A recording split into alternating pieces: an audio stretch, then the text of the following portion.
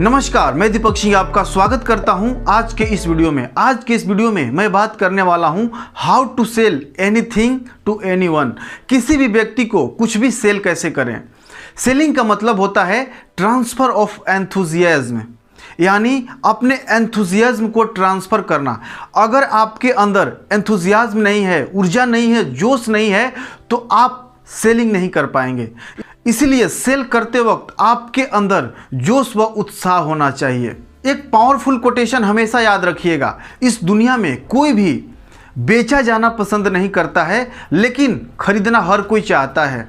इसलिए किसी भी व्यक्ति को ज़बरदस्ती चेपना नहीं है, बेचना नहीं है। अपने प्रोडक्ट को इतने इफेक्टिव तरीके से पेश करना है कि कस्टमर खुद आपसे खरीद ले। आपने देखा होगा एक दुकान में कम भीड़ होती है मॉल के अपेक्षा। क्यों? क्योंकि मॉल में लोग अपनी मर्जी से खरीदते हैं और दुकान में जो शॉपकीपर होता है, जो दुकानदार होता है, वो ज़बरदस्ती बेचने की कोशिश करता है। अगर आप सेलिंग में एक्सपर्ट बनना चाहते हैं तो आपको दो बातों को समझना होगा। सबसे पहला योर माइंडसेट और दूसरा कस्टमर का माइंडसेट। यानी सबसे पहले आपकी मानसिकता क्या है, आप सेलिंग को लेकर के कैसा महसूस करते हैं, क्या सोचते हैं, आप अपने कंपनी के बारे में, अपने प्रोडक्ट के बारे में, अपने सर्विसेज के बारे में कैसा सोचते और महसूस करते हैं। इससे डिसाइड होता है कि आप कितने अच्छे, कितने बेहतर सेल्समैन बनेंगे। और दूसरा आपके कस्टमर की मानसिकता। अपने मानसिकता को बेहतर बनाने के लिए चार बातों को समझना बहुत ही ज़रूरी है। सबसे पहला आपका एटीट्यूड, आपके कंपनी को लेकर, आपके अपने प्रोडक्ट को लेकर के, अपने सर्विसेज को लेकर के आप कैसा महसूस करते हैं, आपकी नज़रिया कैसा है। इससे डिसाइड होगा कि आप कितने इफेक्टिव तरीके से अपने प्रोडक्ट और सर्विसेज को पिच कर सकते हैं। अगर सेलिंग को लेकर के आपका नज़रिया नकारात्मक है तो आप सेलिंग नहीं कर पाएंगे। आपको आपके कंपनी को लेकर, अपने प्रोडक्ट और सर्विसेज को लेकर के, खुद को लेकर के आपका एटीट्यूड पॉजिटिव होना चाहिए। दूसरा है पॉजिटिव माइंडसेट। अगर आप सेलिंग में एक्सपर्ट बनना चाहते हैं तो आपको सकारात्मक मानसिकता के साथ कार्य को करना होगा, लोगों से सकारात्मक मानसिकता के साथ बात करना होगा। आपको अपने प्रोडक्ट पे 100% ट्रस्ट होना चाहिए, तभी आप लोगों को 100% ट्रस्ट के साथ पिच कर सकते हैं, उनको बता सकते हैं। तीसरा है कॉन्फिडेंस लेवल। अगर बातचीत के दौरान, सेलिंग के दौरान अगर आपका कॉन्फिडेंस लेवल हाई रहेगा तो लोग आपसे प्रभावित होंगे और आपसे तुरंत खरीद लेंगे। लेकिन अगर आपका कॉन्फिडेंस लेवल लो होगा, आप धीरे धीरे बात करेंगे, आपके बातों में कॉन्फिडेंस नहीं दिखेगा, तो लोग आपसे नहीं खरीदेंगे। एक बात हमेशा याद रखिएगा, आप गलत प्रोडक्ट को भी कॉन्फिडेंस के साथ लोगों को बताएंगे तो लोग उसे खरीद लेंगे। लेकिन अगर आपके पास सही प्रोडक्ट है, जेन्युइन प्रोडक्ट है और आपका कॉन्फिडेंस लेवल लो है तो लोग आपसे नहीं खरीदेंगे। कॉन्फिडेंस बहुत मैटर करता है और सेलिंग में कॉन्फिडेंस ही सेल करवाती है। तो सेलिंग के दौरान आपका कॉन्फिडेंस लेवल हाई होना चाहिए। कॉन्फिडेंस लेवल को इंप्रूव करने के लिए आपके पास आपके कंपनी के प्रोडक्ट और सर्विसेज को लेकर के जानकारी होना चाहिए। आपको प्रिपरेशन करके जाना होगा कि कस्टमर कौन कौन से प्रश्न पूछ सकता है, कस्टमर का कौन कौन सा ऑब्जेक्शन आ सकता है। आपको रिहर्सल करना होगा, तब आपका कॉन्फिडेंस बढ़ेगा। और चौथा है नॉलेज। आपके पास आपके प्रोडक्ट और सर्विसेज को लेकर के जानकारियाँ होनी चाहिए। आपके कंपनी का जो प्रोडक्ट है उसका फीचर्स क्या है और उससे लोगों के जीवन में क्या बेनिफिट होगा, ये आपको पता होना चाहिए। आपका प्रोडक्ट कंपटीटर के प्रोडक्ट से बेहतर कैसे है, ये आपको पता होना चाहिए। आपके प्रोडक्ट का इस्तेमाल करके किस तरह लोगों ने बेनिफिट उठाया है, आपके पास कुछ टेस्टिमोनियल्स होने चाहिए। आपकी प्रोडक्ट की क्वालिटी नंबर 1 कैसे है, आपको पता होना चाहिए, तभी आप लोगों को इफेक्टिव तरीके से पिच कर पाएंगे। और दूसरा है कस्टमर का माइंडसेट। आपकी कस्टमर की नीड क्या है, उसका इंटरेस्ट किस चीज़ में है, उसका एक्सपेक्टेशन क्या है, उसकी प्रॉब्लम्स क्या है, आपको पता होना चाहिए। और कस्टमर के माइंडसेट को जानने के लिए आपको साइकोग्राफिक और डेमोग्राफिक एनालिसिस को करना होगा, तभी आप कस्टमर के माइंडसेट को जान सकते हैं। साइकोग्राफिक के अंतर्गत आता है उनकी माइंडसेट कैसी है, उनका लाइफ स्टाइल कैसा है, उनका एटीट्यूड कैसा है, उनका डेली एक्शन क्या है। और दूसरा है डेमोग्राफिक, यानी उनका एज, उनका लोकेशन, उनका जेंडर, उनका ऑक्यूपेशन आपको पता होना चाहिए। आपको उनके साइकोग्राफिक और डेमोग्राफिक सेगमेंटेशन के बारे में पता होना चाहिए, तभी आप अपने प्रोडक्ट और सर्विसेज को इफेक्टिव तरीके से बता सकते हैं और वो आपसे आसानी से खरीद सकते हैं।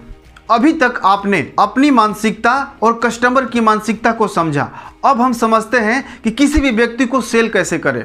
सबसे पहले आपको प्रोएक्टिव बनना है। प्रोएक्टिव का मतलब है आपको कस्टमर का वेट नहीं करना है कि कस्टमर आपसे आकर बोलेगा। बातचीत की शुरुआत आपको करना है। आप जा करके हाय बोलिए, हेलो बोलिए, स्माइल दीजिए और हैंडशेक कीजिए और कस्टमर से बातचीत करना स्टार्ट कीजिए। इस बात को हमेशा याद रखिएगा कि आपको प्रोएक्टिव बनना है, यानी बातचीत की शुरुआत की पहल आपको करनी है। दूसरा है बिल्ड रेपो विथ देम। उनके साथ रेपो बिल्ड करिए, यानी कि तालमेल को बिठाना है।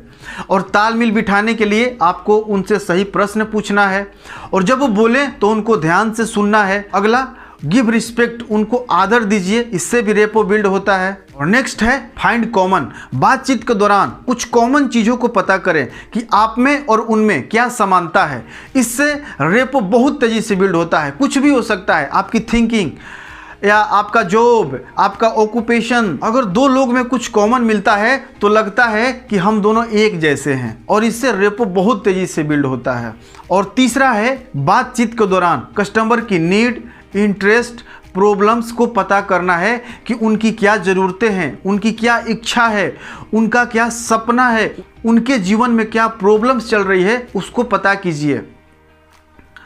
और चौथा, आपकी प्रोडक्ट और सर्विसेज कैसे उनके ज़रूरत, उनके सपने, उनकी इच्छा, उनके प्रॉब्लम्स को दूर कर सकता है। आपको अपने प्रोडक्ट को इतने इफेक्टिव तरीके से पिच करना है कि वो आपके प्रोडक्ट और सर्विसेज को तुरंत बाई कर लें। एक कोटेशन हमेशा याद रखिएगा, जीवन बीमा न बेचे, जीवन बीमा क्या कर सकता है उसे बेचे। उसी तरह से अगर आप किसी भी प्रोडक्ट या सर्विसेज को बेच रहे हैं तो आप अपने प्रोडक्ट और सर्विसेज को ना बेचें, बल्कि आपका प्रोडक्ट और सर्विसेज उनके लिए क्या कर सकता है, उनके जीवन में क्या इम्प्रूवमेंट कर सकता है, उनके किस प्रॉब्लम को सॉल्व कर सकता है, उनके जीवन में क्या वैल्यू ला सकता है, उसके बारे में उनको बताएं। आपके कस्टमर को इस बात की बिल्कुल भी परवाह नहीं है कि आपके प्रोडक्ट की क्वालिटी कितनी अच्छी है या आपका प्रोडक्ट कितना बढ़िया है। उसको इस बात की परवाह है कि आपका प्रोडक्ट या आपका सर्विसेज उनके जीवन में क्या बढ़िया कर सकता है, क्या अच्छा कर सकता है, उनके जीवन में क्या इम्प्रूवमेंट ला सकता है।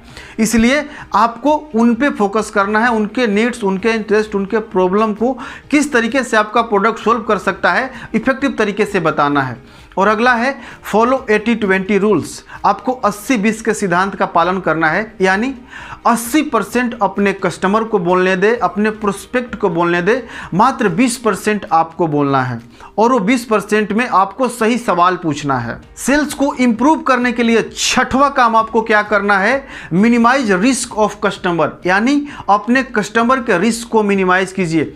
आपकी कंपनी की जो रिटर्निंग पॉलिसी है उसके बारे में अपने कस्टमर को बताइए। गारंटी वारंटी जो आपकी कंपनी देती है उसके बारे में बताइए। अपने कस्टमर के रिस्क को मिनिमाइज कीजिए। उन्हें लगना चाहिए कि आपका प्रोडक्ट खरीद करके वो रिस्क नहीं ले रहे हैं, तभी वो आपके प्रोडक्ट को खरीदेंगे। अगर उनको थोड़ा भी रिस्क लगेगा कि इससे हमें कुछ नुकसान हो सकता है तो वो नहीं खरीदेंगे, छोड़ देंगे। नेक्स्ट है क्लोज द डील। अब डील को क्लोज कीजिए। अगर फिर भी उनके मन में कुछ ऑब्जेक्शन है तो उस ऑब्जेक्शन को इफेक्टिव तरीके से हैंडल कीजिए। फील फेल्ड फाउंड फार्मूला या क्वेश्चंस आर द आंसर, यानी सवाल ही जवाब है का इस्तेमाल करके आप उनके ऑब्जेक्शन को दूर कर सकते हैं। इस पर हमारा वीडियो है, इस वीडियो का लिंक हमने डिस्क्रिप्शन में दे रखा है, आप जा करके उस वीडियो को देख सकते हैं। और अगर फिर भी आपका कस्टमर आपके प्रोडक्ट को नहीं खरीदता है तो आपको क्या करना है, अपने कस्टमर का रेगुलरली फॉलो अप करना है, टेलीफोन के माध्यम से या फिजिकली। जितने पॉइंट को हमने बताया है उस पॉइंट को फॉलो कीजिए। मुझे आशा है कि आप सेल्स में बेहतर करेंगे। यह वीडियो कैसा लगा हमें कमेंट करके ज़रूर बताइएगा। वीडियो को लाइक और शेयर करना मत भूलिएगा। और आपने अभी तक इस चैनल को सब्सक्राइब नहीं किया है तो सब्सक्राइब करके बेल का आइकन जरूर प्रेस कर लीजिएगा, ताकि हमारा नया वीडियो सबसे पहले आप तक पहुँचे। वीडियो को पूरा देखने के लिए आपका बहुत बहुत धन्यवाद। आपका दिन शुभ हो।